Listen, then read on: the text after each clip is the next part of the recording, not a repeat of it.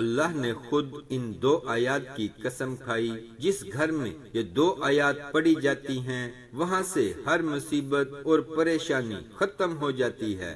بسم اللہ الرحمن الرحیم۔ السلام علیکم۔ آج میں آپ کے سامنے قرآن مجید کی ایسی 2 آیات لے کر حاضر ہوا ہوں، اگر کوئی شخص ان کا معمول بنا لے تو ساری زندگی میں کبھی بھی اس کو کوئی نقصان نہیں پہنچے گا۔ اللہ تعالیٰ نے خود اس وظیفے کی قسم کھائی ہے کہ جو بندہ یہ وظیفہ کر لے گا اس کے گھر کی تمام مشکلات، پریشانیاں اور بیماریاں ختم ہو جائیں گی۔ ان 2 آیات کے اندر چھپا ہوا راز ایک ایسا راز ہے کہ اگر انسان سچے دل کے ساتھ اللہ پر بھروسہ کرتے ہوئے ان آیات کا وظیفہ کرے، صرف 7 مرتبہ پڑھ لے، اللہ رب العزت اس انسان کے راستے سے تمام مشکلات کو ختم کر دے گا۔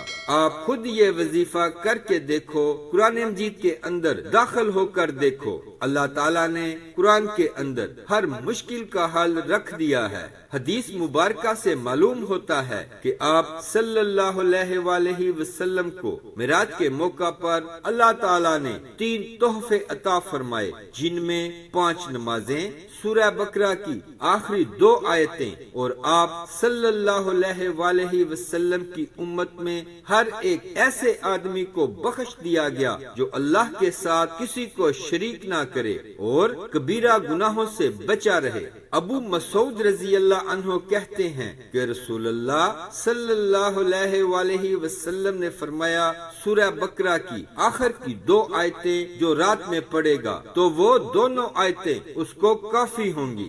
یہاں پر کافی ہونے کا یہ مطلب ہے کہ جس کو تہجد کا وقت نہ ملا وہ کم از کم یہ 2 آیتیں ہی تلاوت کر لے تو اسے اللہ کی وہ رحمت حاصل ہو جائے گی جو تہجد پڑھنے والے کو حاصل ہوتی ہے، یا یہ مطلب ہے کہ پریشانیاں اور آفات سے بچاؤ کے لیے کافی ہوں گی۔ اور یہ 2 آیات آمن الرسول بما انزل الیہ سے لے کر فانصرنا علی القوم الکافرین تک ہیں۔ ان 2 آیات کو چھوٹا نہ سمجھیے گا، ان کو پڑھنا پوری کائنات کے اندر سب سے مجرب عمل ہے۔ ان کے اندر قدرت کا راز چھپا ہے، سب سے طاقتور آیات ہیں یہ۔ آپ نے رات کو سونے سے پہلے ان 2 آیات کو 7 مرتبہ پڑھنا ہے۔ اول و آخر درود شریف لازمی پڑھنا ہے اور پھر دعا کرنی ہے۔ یقین کریں یہ 2 آیات رحمت کا سمندر ہیں۔ جو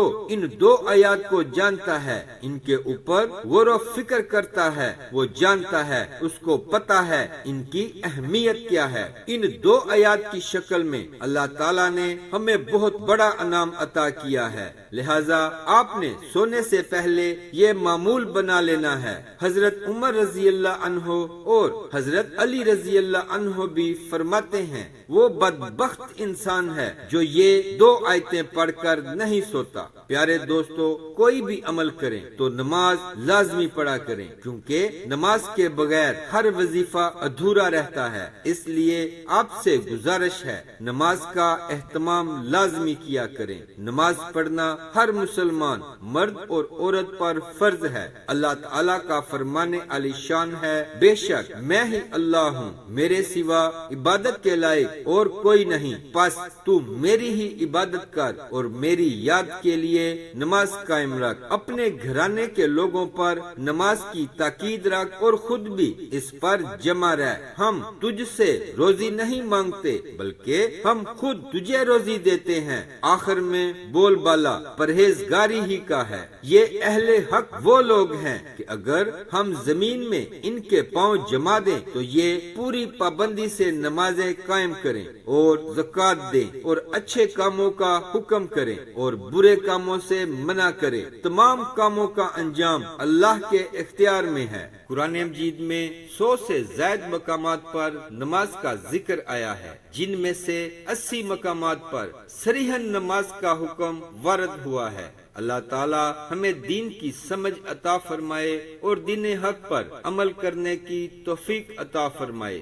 دین کی بات کو پھیلانا صدقہ جاریہ ہے۔ ویڈیو اچھی لگے تو لائک کر دے اور ثواب کی نیت سے شیئر ضرور کرے۔ اسلامک ویڈیوز کے لیے سبسکرائب کریں اور ساتھ بیل کے بٹن کو بھی پریس کر دیں۔